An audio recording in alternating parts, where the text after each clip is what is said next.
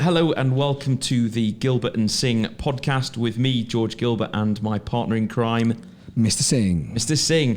Well, Mr. Singh, I'm very excited about this podcast because it's our first ever guest. Yeah, it is. It is a podcast called Magic Marketing with Richard McKeon. What do you think's that, Rich? McKeon. Yeah, McKeon. Is it McKeon? Is that how you pronounce it? Yeah. I didn't know how to pronounce it, even though I've known you for 7 years. Yeah, I know it can be a tongue twister. It was because we actually practiced this for about 5 minutes. I'm like, McKeon. But yeah, Marketing Magic with Richard McKeon. McKeon. We'll get it right. Yeah, we get it right, yeah. Okay, so what I want to do, Rich, is just get you to do a quick introduction of yourself, and then we'll carry on from there with the marketing questions and have a general discussion about that. So the floor is yours. Yeah, so I've been in marketing for the last 15 years. Graduated from university back in Ireland. Did my master's also back in Ireland in international marketing. A member of the Marketing Institute of Ireland. I got sent out here on a scholarship to do research. And when I saw what was going on out here, this was like 2011. You got trapped. This was like 2011, 2012, and I remember thinking... Dubai does that to people. Yeah, it was... you suffered from the bug. Yeah, I just saw what was happening in terms of like what was going on, and I just wanted to be part of it. So stuck around out here. Been in the events business out here. I originally kind of was in FMCG back home, the food business. Was in events out here, real estate, beauty as well, and started my own agency about a year ago with a partner of mine. Involved in all areas like content marketing, automation, influencer marketing, social media, paid advertising, search and social. Been there, done it all. Yeah. And so now you've set up on your own. Yeah, I set up my own a year ago with a partner of mine, Craig De Silva. We started an agency called Straightforward. And that's a super brave move because, well, you weren't to know about the pandemic, but obviously we were 6 months into you starting the business. Then all of a sudden, the pandemic hit, and like you were saying earlier, the lights were switched off overnight. Yeah, I mean, it started out very well, of course. I mean, digital is a big subject out here. A lot of people, trying to get into that space, trying to understand how it fits for their business, how they should be approaching it, etc. So, a lot of the I suppose the second half of last year was very strong, and also the first quarter of this year. But of course, this pandemic kind of caught us off guard a little bit.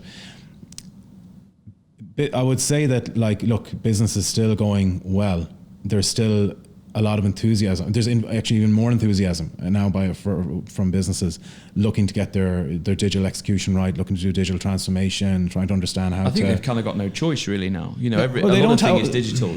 Yeah, they don't have any choice. Well, look, some of them have been very good at what they've been doing over the last 10 years anyway. Some of them have only just woken up and realized, okay, now we've been caught off guard the last 3 months. We've had to shut our doors. Yes, I was going to ask you this. Yeah, so this is what George said as well. So the pandemic happened, everyone shut down for 3 months. Yeah. So now what's happened is, because I've read a report somewhere, they said about 4 years is when the digital transformation would happen. That was the expectancy, right? Now, do you think it's gone from A to Z in about 10 minutes? That's what happened. Yeah, I came across something similar, some research that said that, the internet has accelerated by like 4 to 6 years in terms of, where we are going to be this year versus, I suppose where they expected it to be in the next 4 to 6 years. I guess, you have a lot of companies that are paying a lot of attention to it now, trying to figure out how they're going to approach it. And we look at things like the various VIOP calling, so Skype, Zoom. I mean, their businesses have taken off. During this time, I'm in a sales role where I sell externally, so I'm out and about seeing people, and that hasn't been able to happen. So I think the digital marketing is going to be key in getting that information out to people in a different way. Yeah, for sure. I suppose, I mean, every business, whether you're B2C or B2B or whatever the case it is, you'll have your own way of approaching that. What I'm seeing at the moment is, of course, a lot of companies have woken up and understood, okay, what worked this time last year isn't going to work, this time this year. But also I've seen a lot of companies that have been caught off guard a lot. And now they're rushing to figure out this digital thing. And I'm seeing B2B companies looking for heads of e-commerce rather than maybe lead or demand generation specialists. And I can see a kind of an issue occurring, although I've seen it in the past, but certainly I can expect it to occur again over the next months and years, is people trying to layer new technology and digital on old processes, which just causes a recipe for chaos and disaster, you know. See, I was going to say this. Yeah, we work in a lot of energy projects, right? Where we work with solar panels, we work with all of this. Now, what's happening is people just want to have everything digital. Yeah, right. Literally everything needs to be digital. The power stations, whatever it is, they need everything on the thing. So how's that affected you in terms of, obviously, like you said, people weren't prepared for this. Yeah. No one was. I mean, you can't be prepared for something like this, right? So how do you go on about, how do you start from again? Do you have to start from scratch or? Well, look, if you some companies will, yeah. I mean, I guess, you know, like if you there are some industries that have understood that where people's attention has moved over the last 10 years, which is onto various social media platforms. It's moved online. It's moved on to, search engines. People are not, certain demographics are not reading the newspaper as much anymore, let's say, or whatever the case is. So, of course, the businesses that have recognized this shift 5, 6, 7, 10 years ago are probably in a much better position than, someone that maybe, I think of, let's say, some distributors out here in FMCG that, very much a sales organization, a sales focused organization that rely heavily on sales teams and probably just have a landing page of a website. And, it's businesses like those are going to have to readjust their thinking now over the next, few years, because like we just discussed, people have moved the shift, I suppose, or people are getting comfortable with buying online. They certainly were anyway, but now this has accelerated. This pandemic has accelerated. People that are looking for convenience and opportunities to kind of to buy online, but you have these, for example, distributors that just don't have an online presence. And it's going to be businesses like this that haven't thought through. So what's the most powerful route for people right now? So a company that's in that sort of position and they're needing to reevaluate their digital marketing strategy, where's going to be the best place for these guys to start? Well, every business will have its own unique case, I would say, right?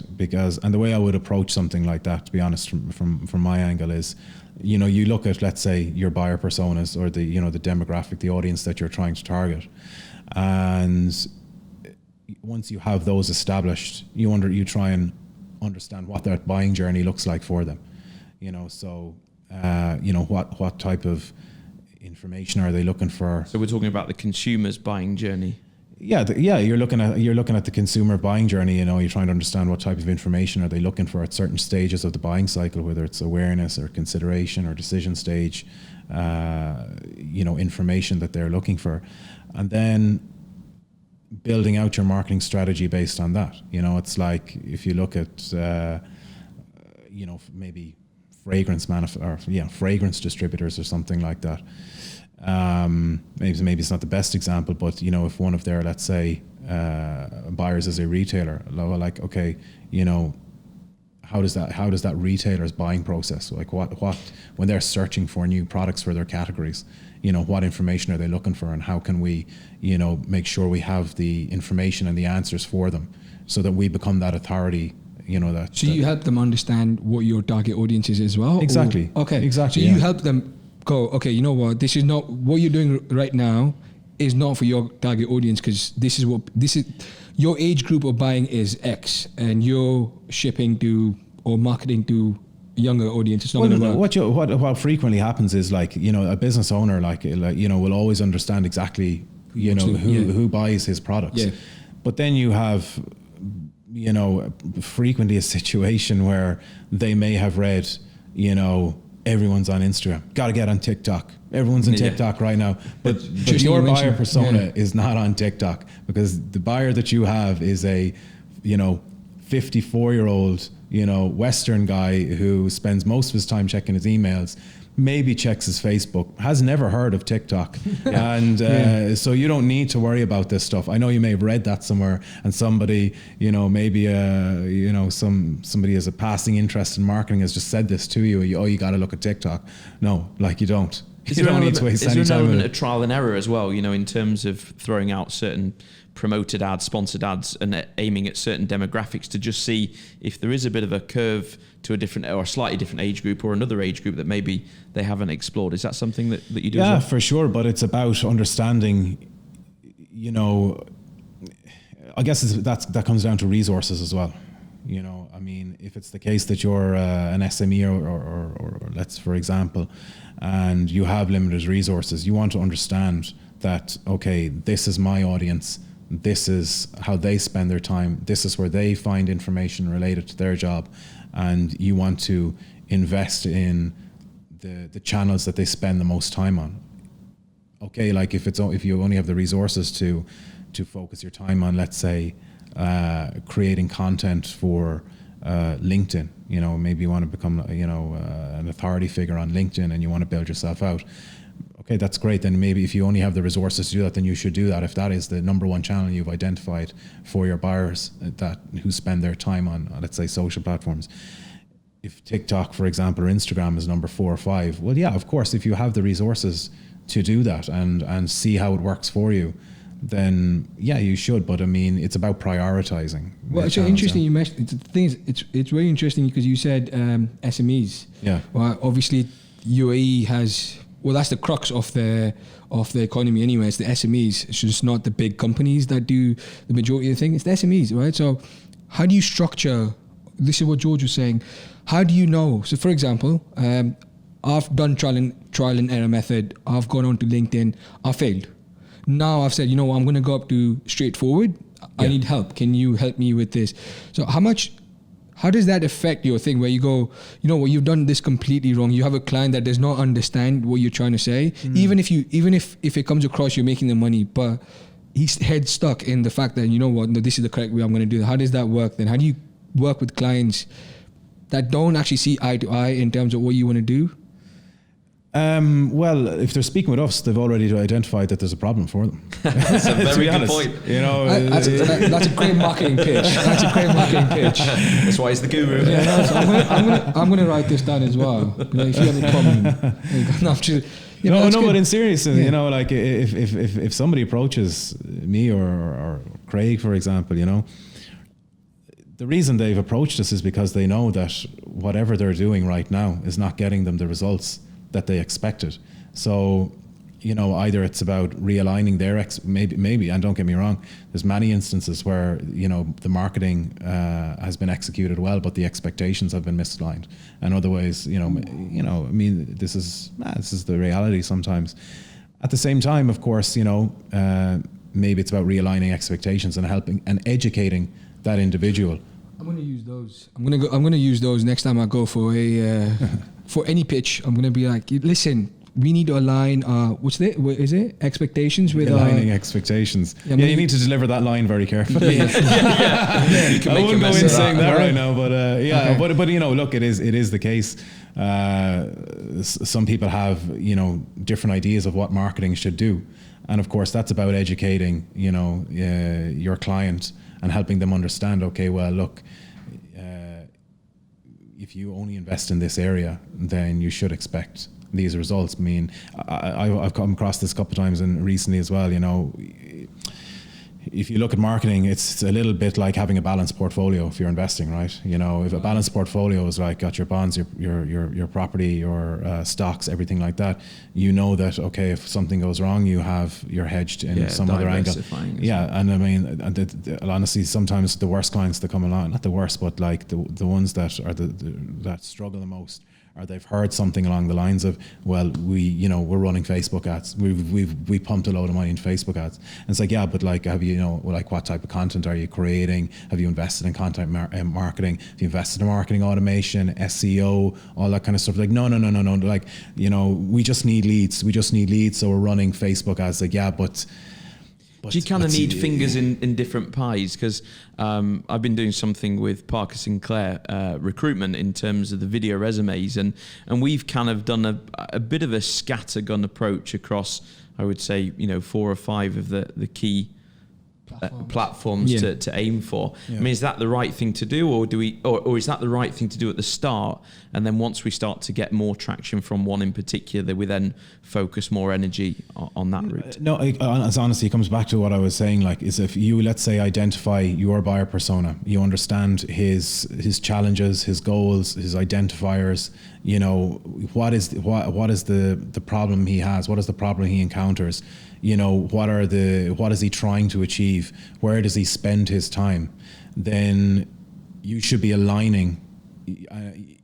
Let's say, for example, your content creation process to that individual's challenges and objectives.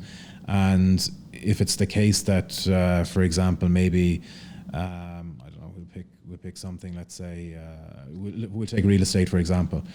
Maybe you have a portfolio manager that's based in Bank of Singapore, and his client has asked him to look at opportunities in the Middle East, whatever the case is. And let's say this portfolio manager has limited knowledge of the Middle East market. He's more familiar with Asia. So if it's the case that, if that is the case, then you should be creating, in my opinion, let's say awareness and consideration level content around, I guess I'm making this up, but like tax implications of an Asian investor, investing in the Middle East, maybe content around how company structures, or how So in terms of educating content. Okay. Yeah, I'm sorry. I'm just sorry to come back to your point as well. Like,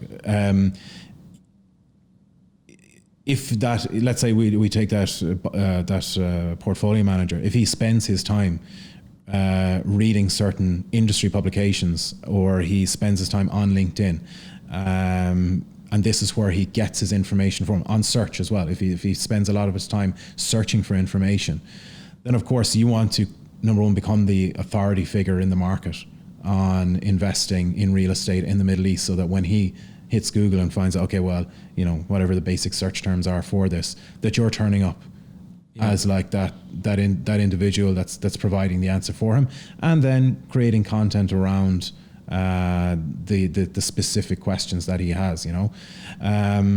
So these are questions that you need to build in your head, assuming that's what he's going to be asking himself. Yeah, well, I mean, there's lots of different ways you can do it. I mean, obviously, if let's say I was working with a client with a real estate agent, I mean, they know their buyers better than anyone, so they will know that the type of from having previous deals done, they'll know the type of questions that these people are asking. It's like, okay, well, maybe be related to VAT implications, tax implications, whatever. You need to start educating your. So you mentioned now, in this example, this person's already set up his company, right? What about, this is where we go back to the SMEs or the startup. Yeah. This is what I mentioned earlier. For example, you mentioned you need to get your questions right. You need to know where he eats or what he drinks. Understand what the person is. I think it's called. Market/product fit. Okay. That's what it's called for startup.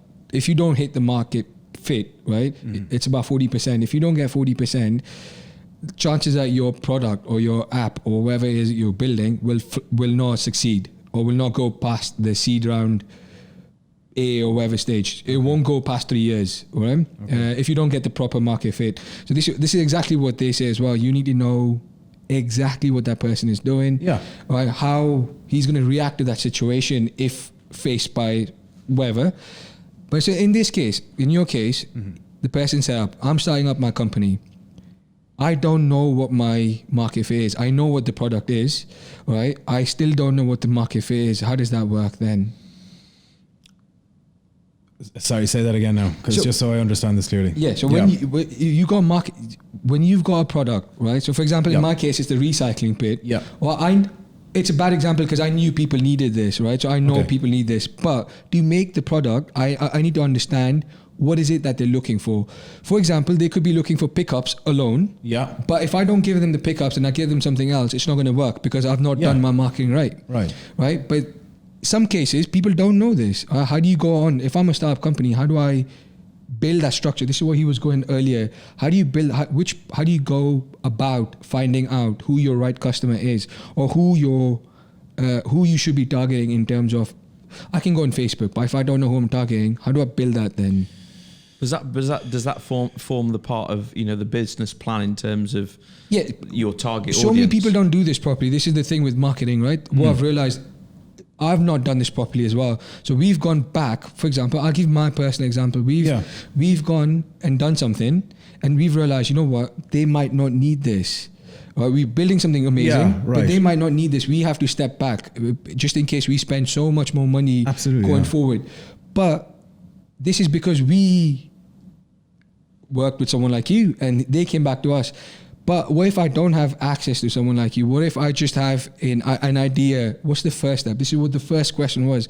What's the first step that we go as a startup company and go, this is what we want to do and this is the person that we want to target? I mean, that's a tough one. It's a tough one because you've got a limited budget. Yeah, if you've got a limited budget. I'm not sure it comes down to budget. I think what it comes down to is why would you build a business for a problem that doesn't exist? Well, if it exists, but you don't know. So, for example, it exists for you, it exists for George, but it might not affect me. Okay. In the same way. Okay. Sorry. But then in that case, cool, you've got 2 out of 3. Yeah. But how do I go figuring out 2 out of 3 is good? What if you make that problem tailor-made to me and not towards the 2 that's... Yeah, okay. Look, I think I understand what you're saying. So if it mightn't be for you, but it's for George, let's say, right? Yeah. And you have a limited marketing budget, like you're saying, okay? Then look, the way I would think about this is... Let me just get my notes ready. Yeah. Let me just... Free consultation, Jess, that's not the idea. No, the way I would probably think about this is I would look for the smallest possible audience for your business. Okay, I wouldn't go looking for the masses. So I would be looking for the likes of George and a few more Georges. And I would create content that I think is going to resonate with him and build trust with him so that he recognizes me as the solution to the problem that he has and something that he, needs in his life. If George is happy with this, he will go and tell his friends. Okay. Thank you. And of course, you have the multiplier effect then. And I'm assuming this is based on a small budget, right? Okay. Yeah. I would not go down the ad route or that mass marketing route. You can't afford it anyway for starters because it's a small budget. But I think whereas a good start is, like I said, looking for somebody like George, creating content that resonates with him, that builds trust with him, that eventually encourages him to use your service, where that he obviously gets a great experience and then tells his friends, his like-minded friends about your business. Brilliant. I've just got one actually to add to that is, where's the budget best spent? Sales or marketing? I know obviously they create roles within companies. You can't ask a marketing person if we should spend at sales, right? I mean, he's never going to say sales. Well, I don't know. I mean, say you've got a marketing team and a sales team. Would you have a bigger marketing team than the sales team? I like that one. I know that kind of wasn't. Yeah, well, I know. I see where you're going, right? Yeah, I like that one. If marketing is done right, I would say that the prospect should be 70% of the way there by the time they talk to a salesperson. Yeah, that's true. So the salesperson is just doing 30% of the job. It's just closing. If the marketing team has done their job, they will be sending sales qualified leads to their sales team. That whatever agreed, whatever the agreement is in place, that okay, if a sales qualified lead is, somebody who has identified themselves as a buyer within the next 4 weeks as an X level of investment or whatever the case it is, that your sales team should only be getting that. This is actually, I've come across this a lot because I've been in real estate out here, and the real estate industry is such a traditionally sales driven industry that they've from what I can see, still haven't understood, the way people buy today, and the way people research and the buying process for a lot of their buyers. And I think they need more visual content. I mean, I'm starting to see that. I think now, real estate companies starting to do more visual content. Well, the problem is with it, just on what I was saying, is that they still focus on volume rather than quality. And I've seen this. It's like, but we, okay, we're delighted. Like, of course we want better quality leads, but we also need the volume as well. And of course this takes time. If you do demand generation and lead generation correctly, then of course you will get better sales qualified leads. But it takes time to build up that process. If you've been running Facebook ads, and Instagram ads for the last 6 months, and you've been getting, very average leads, which out here you find it very frequently, because what happens is they run these lead-in ads which pulls information from your Facebook profile. Like, we all set up Facebook in 2006 and 7, right? So you probably have an old phone number from back home, and you have an old email that you never use, probably a Hotmail. And so you pull all this information in, but they're delighted they have a volume. Yeah, we got 400 leads today, but it's like, so it's just on paper that they've got this. Yeah, it's on paper. It's like you've got these rubbish. So leads. An average lead is a click, essentially. So if I saw an ad of a property or a villa complex compound, and I clicked just because I wanted to have a look, does that class me as then a lead that would go through? Well, it depends how the organisation has defined a lead. If they've defined a lead as like somebody who's just clicked to submit their information on a Facebook ad, and that gets passed on straight away to the sales team, then that's just going to frustrate everybody. Sales team come back and say it's junk. This guy's unqualified. He thinks that the hotel for investment is actually a hotel, and he asked me to book a night rather than ask. It's chaos. If you're let's say that sounds like an experience. Like you say that from experience. It is experience. I've seen it. I've honestly seen this. So, anyways, Let's dial it back.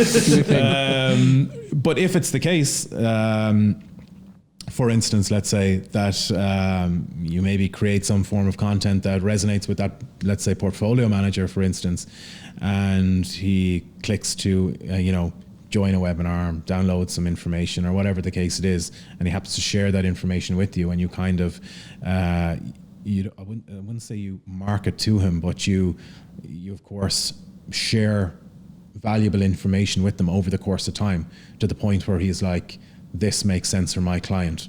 I think I should have a discussion with this company. Then that becomes, if he's defined himself as a potential buyer with X or whatever, however you want to define it, then that is a far more valuable lead. Obviously, that is a sales qualified lead. The stuff that goes on out here with a lot of companies just trying to capture leads is, it's not anything. It's not lead generation. It's not demand generation. It's rubbish. Oh, wow. I think a general synopsis there is that, yes, if your marketing's on point, then you could have a bigger team of that. You could have less sales guys, because what is coming down the funnel is a lot more quality. No, I think. But you're right. I lean towards the idea of if you have your marketing set up correctly, and you have the right processes, the right technology, and the right people, more than anything, in place, then you should have a strong marketing team delivering very good sales qualified leads. And then, you've answered that for me. I'm quite happy with that. At the same time, without going into it, but there is also, you can look at it from the other way, which is outbound sales. Like if you look, that's a different approach. And when I say outbound sales, it's not like, just getting a list of numbers and ringing them. Like, it's about, again, having a process in place where you probably reach out to them because you have identified yourself as a provider of a solution for a problem they have, look, there's two ways to look at it, but I'm a marketer, so I'll go. Yeah. So wait, you said a good marketing team does 70% of the work, right? Look, it's not a dead set, but in general, well, okay, let's give it take 10%. Yeah, give it take 10%. Yeah. So this is what I've written here. Your beauty business journal. Okay. Is that what you've done with them as well? You've got your marketing team has done a brilliant job with the thing, because I saw their website yesterday. Yeah. I'm not a big beauty buyer. Yeah, no, I'm not. Yeah. Right, but it caught my attention. I was actually on the website for a while. I was reading the journal, the blogs that you've got there. So I just want to know a bit more about the marketing part of the. Well, I'll tell you how this came about. Okay, it's funny. Beauty Business Journal is a publication that I have. It's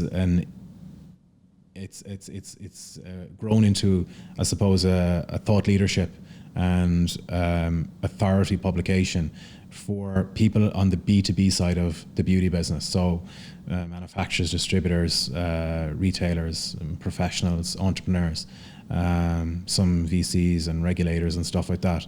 The reason this came about was, so in a previous role that I had in another life, there was a discussion that happened in the business at the time, which was, there was a couple of discussions that were happening. One was how to take our marketing forward, and another parallel discussion was how do we grow new revenue streams for the business.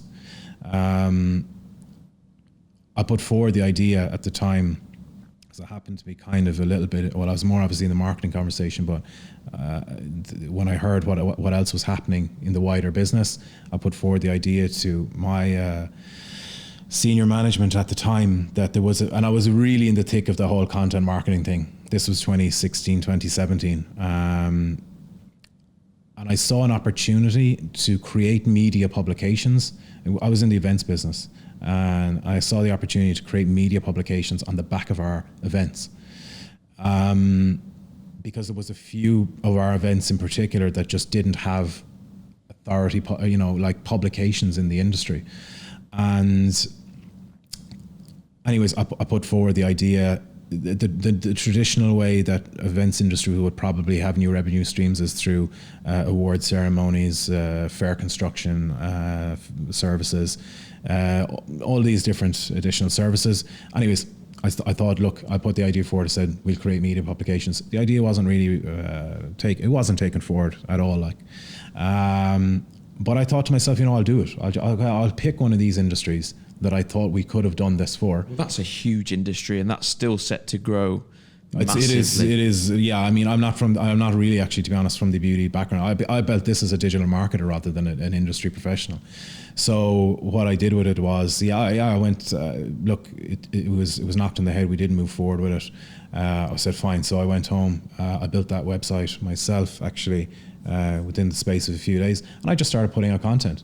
But I put out a lot of different pieces of content. I put out some stuff that I thought would rank well in terms of trying to rank for certain keywords. I put out some thought leadership pieces, some news pieces. It evolved. It's been going maybe a couple of years now. It's evolved. You've got how many LinkedIn? I think you've got 50 or 60,000 followers.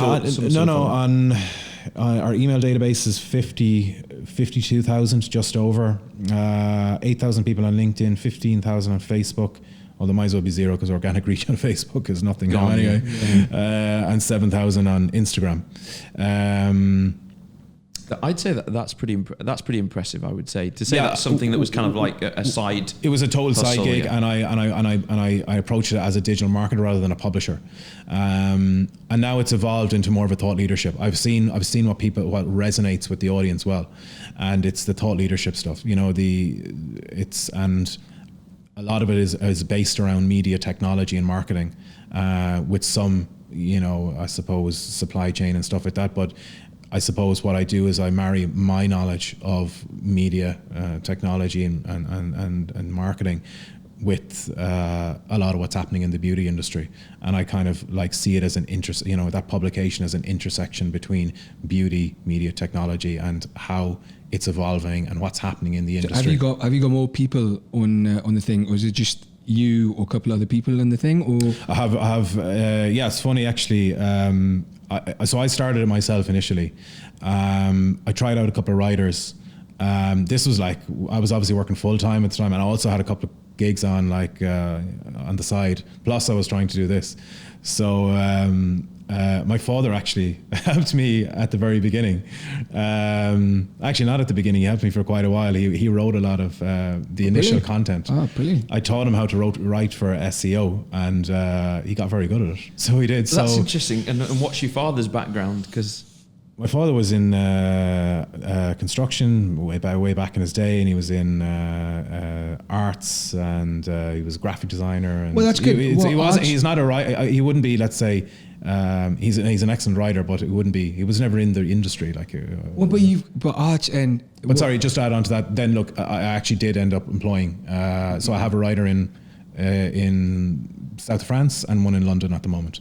So they're the ones. That's great that your father was able to reinvent himself and do something completely different. You know, that generation is, well, certainly my parents aren't social media. Oh no, I think that's the funny part as well, because I've seen my dad literally go. So I'm like, Dad, what are you doing? You can use like just, you know, like, no, so how do you block this person? I'm like, no, Dad, no, that's not how it works.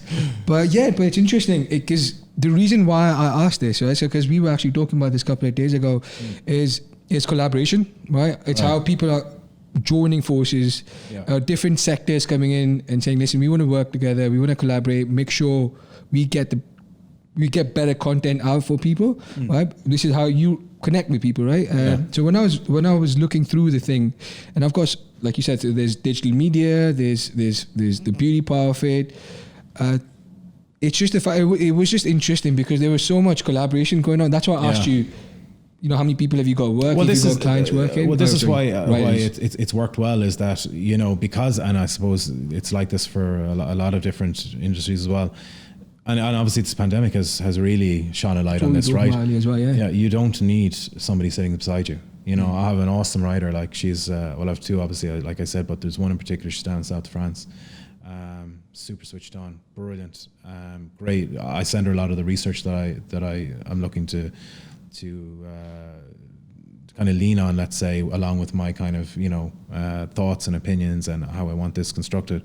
And she mainly kind of edits a lot of that. But like, you know, every time she sends it back, it's delivered really well. I don't need her to be sitting beside me. There's so much global talent out there. And I think, you know, I read an article that a guy had put out, and he was saying that the work environment's going to change completely now. And I was talking to someone earlier on the phone, and he says he's not as stressed. Yeah, and he actually gets on top of his workload. And I think that's great that you can use that talent, and they could be anywhere in the world. But good for her. I mean, she's enjoying the South of France sun. Yeah, that's true. She's on the beach. As long as she matches she does her work. Yeah. Why do you care? Even this is what we were talking about as well. It's so the way I want to set up. Dubai's done this brilliantly as well. They've provided these e-visas kind of thing, where you can sit at home, your employees. So there's so many startups coming up. Yeah. People don't have the money to actually invest in a proper workforce, right? Yeah. So and they stay at home. As long as you match your KPIs, how does it make a difference if, right? But it's good. Again, it was really interesting. I think I read one of the articles about influencer marketing, which caught my attention. That was the first thing. Like we could open a can of worms. Here we go. Buckle up. Strap in. 4-point harness. Here we go. It caught my attention because I'm not the biggest fan of the term influencer anyway. I know. I think it's so vast. People just become influencers over.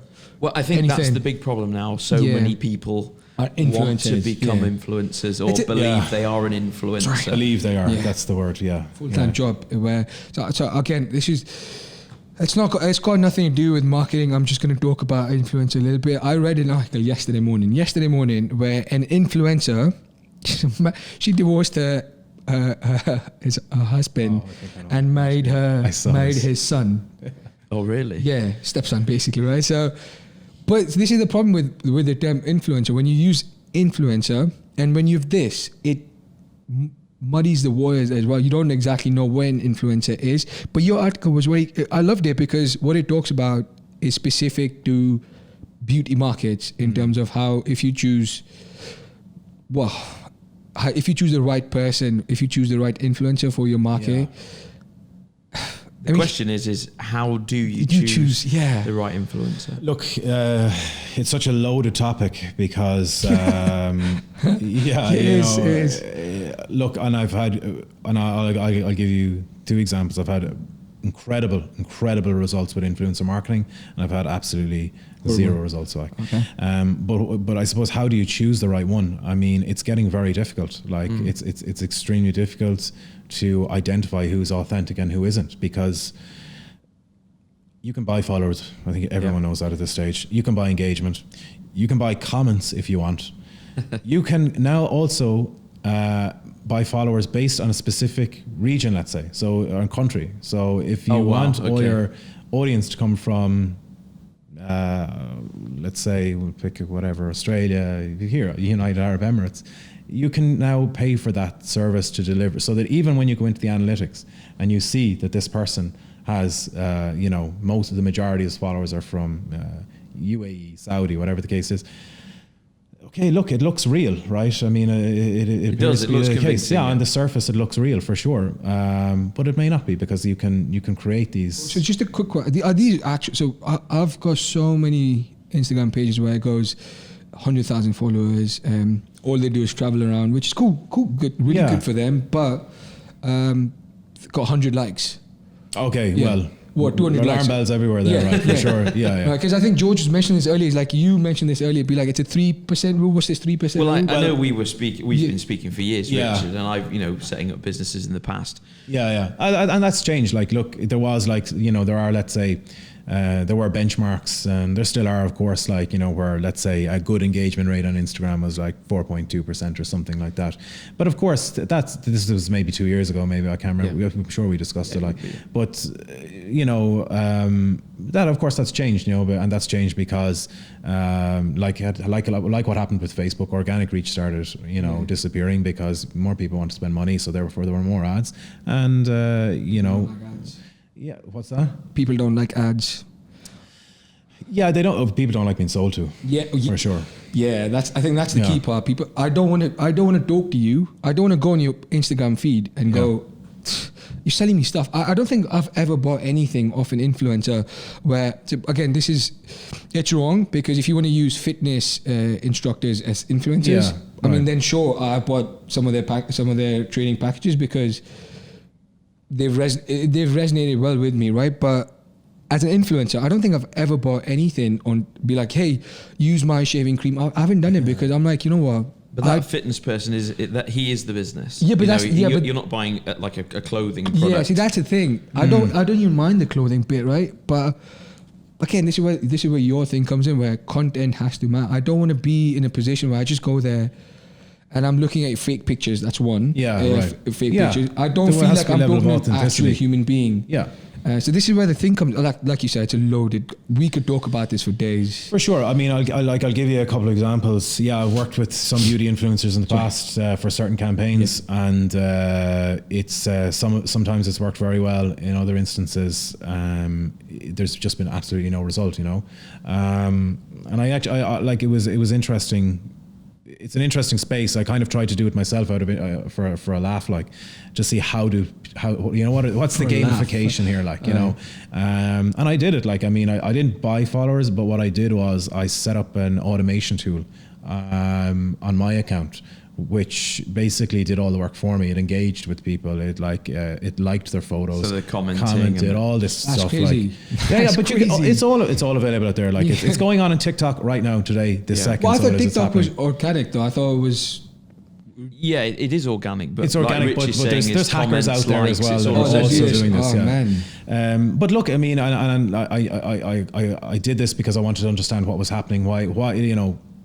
Why am I spending money with influencers if I'm not getting any results? How are people building their audiences? Just gave me a deeper insight. And you see, when you really get into it, you see, okay, well, you can automate all of this, but is it really any effective? Do people really care? I mean, I built an audience to some extent. Would I call myself an influencer to them? Not a chance. It would be the most insane thing ever for me to say that. But at the same time, when I started building when I suppose there was a level of social proof that came with it when you hit a certain number, that I kind of did start putting myself out there as like a beauty industry kind of thought leader, like, which did actually bring in, you know, some level of kind of industry figures for Beauty Business Journal. But I'll give you a great example of a real estate company that I worked with out here. This is honestly as true as I'm sitting here today, and this is the power of influencer marketing. We contracted a very well-known Emirati influencer out here, who is based in Abu Dhabi. The development that I was working on was a very unique development at the time. It's well known in Dubai. We contracted this influencer and we paid him, I think, 5 figures, the lower 5 figures, within 28 days of him putting out a 15-minute video on Snapchat and what was the other one? Snapchat and Instagram. We had $5.4 million in sales. All right, so we're going to take a break. I'm going to take his name on the side. All right, so no. So how would you? So that's the reality. You know, I honestly, it's hard to believe that I saw the booking contracts. I met the people that were investing in this, and this was for real. You know, like, this is how powerful influencer marketing can be. I mean, he must have had millions of followers. No, really. At the time, he only had about 504,000. I remember on the day when so we met him. It's a substantial number, and I think substantial number, but he had the right audience. Yes, right? He had the exact audience that we were looking for, which happened to be, you know, Emirati, Saudi, Kuwaiti. Local individuals. And would it be an agreement that's in place so that he would get, you know, okay, that would be a contract, but on the basis that we sell X amount of properties off the back of that post? Or is it an agreement straight away? No, I post it regardless. If you don't sell anything, then I still get my 5 figures. Well, you can do it either way, but for at that particular time with that particular situation, we just agreed on a flat figure, and whatever happened. You know, I mean, he still got paid at the end of the day. The ROI was obviously through the roof for us, like, you know. I'm sure looking back, he wished he had done it on in hindsight, yeah. For influencers, is he putting out decent, substantial, and content with substance that has the right following because of that very reason? For the audience that he has, I guess, yes. You know, I mean, if these people, I mean, for me, like, I looking at his Instagram profile, let's say, it wasn't for me, you know, like, this, number one, it was in Arabic, so I don't speak Arabic, and also I think, really, yeah, I would have never guessed that. 6 foot ginger lad from Ireland. You know, I just came out here a few years ago. There wasn't many opportunities back home to learn it before I got out. I've been too busy since. Sorry, on your point, I guess, is he putting out good content, you know, or quality content for his audience? Yeah, I guess he is. But that's subjective, isn't it? I mean, that's subjective. It is, right? Yeah. If I'm following him, I guess I like what he's posting. That's why I'm following him, right? Or I'm buying from him. But I could follow somebody and I might not necessarily scroll through and engage in what they're doing. Right. Do you know what I mean? So he must be consistent with his posting and the people engaging with that, I would say. Yeah, he is. Like, his consistency, yeah, for sure. Like, I mean, when we met him, when we talked through his profile, he gave us he talked through how he built his audience and where his audience come from, and he was very honest in terms of showing us the, you know, all the kind of data behind it, let's say, you know, the back end of Instagram, where you can see all of that stuff. He's very transparent, all the DMs that he would get and stuff like that. So he was very thorough, and we from our side, we did the best we could in terms of qualifying him. It worked out obviously for us, you know, and yeah, it looks like he resonated very well with his audience, you know. Just pumped out a lot of content. But I mean, it's like you say, it's subjective, you know. I mean, for me, it's not for you. I mean, great guy, but just not for me. I wouldn't be following him today. I'm obviously not like, but of course other people resonate. It had its purpose, didn't it? Yeah, it has its purpose, and he had the audience that we were looking for. So has it come to a point where you said no to an influencer? Go, no, listen, I don't want to work with you because. Yeah. Or do they reach out to you, or do you prefer to reach out to them? It works either ways. You get a lot of influencers that, and of course, it depends on the company you're working for, or the client you're working for at the time. Some, a lot of the restaurant groups, of course, have influencers that are just like, dropping emails, starting the hotels as well and hospitality. Like they get a lot of influencers approaching them, I think, and it works. In some cases, it works for one. I mean, I believe a hotel there in Media City, very well known. They rely a lot on influencers, and they seem to have whatever, I don't know, I mean, I don't work with them, but whatever processes they have in place in terms of qualifying the influencer and giving them the room for the few days plus everything they want and all that. Obviously, I know they've been doing this for quite a while, so the return for them must be valuable. In terms of reaching out to influencers, there's been plenty of influencers that, on the surface, and actually in that instance, like this individual that we approached for this particular development was not the only one. We looked at quite a few of them, and we looked at a few of them for different things. Like this was actually this was very much a lead generation process that we did with him. We looked at other influencers then in terms of building levels of awareness and just kind of sharing. So was it a long process, the due diligence that you went through to source an individual? Not really. Like it was. It's fairly like, let's just go for it. Yeah, it took us maybe anything from a couple of weeks to a few days. Like, I mean, it depends. Wow. I mean, in terms of just, we kind of knew some of the profiles that we were looking for, but there was plenty. Sorry to answer your question. Like, there was plenty of influences that, of course, you come across that by putting it into a certain website that gives you the history of their following. Let's say, over the last year, like how many followers they got per day. When you see a major spike in one day, okay. There's something wrong. So I didn't know. So it's funny because my next question was this. Again, I keep going back to the SMEs, the small business owners. Right? So if they want to use influence marketing, right? Obviously, let's say I go up to someone who's got 100,000 followers. I'm like, listen, can you do this for me? This would be amazing. Now he's got 80,000 fake followers, so it kind of defeats the purpose. But I don't know this, so it's crazy. You mentioned there's a website that you can actually see. You click, you put the influencer's name, and you can see how many followers they've got. Yeah, it gives you. From what I can see, it appears to be fairly accurate. Based on my experience, it looks as accurate as you can probably get without actually getting into somebody's account and seeing. And this is a paid website, or no? It's free. Oh, brilliant! This is amazing. Do you feel you've covered the questions? Well, yeah, I've got one more now. I'm interested. Can I get the name of this website, because I want to check with 5 or 6 different people who I know. What we can do is we can pop that as a stick it in the box. Yes, this is what I'm going to do. By the way, if people have got questions when they watch this, right? Please ask away. I think you'd be happy to answer. Yeah, of course, yeah. Or I mean, don't ask questions about George, but. marketing, but yes, let's do this. No, but yeah, if you could, give us the link so we can post it on the thing. With you guys, and you can stick it on. And this is where the magic, so we go with the title, magic with. I'm gonna get it right, McKeon. Yeah, but for sure. But what I would also caution is, like, don't get bogged down in these, these websites and stuff like that, and kind of they only give an indication. I mean, in the same way that, like,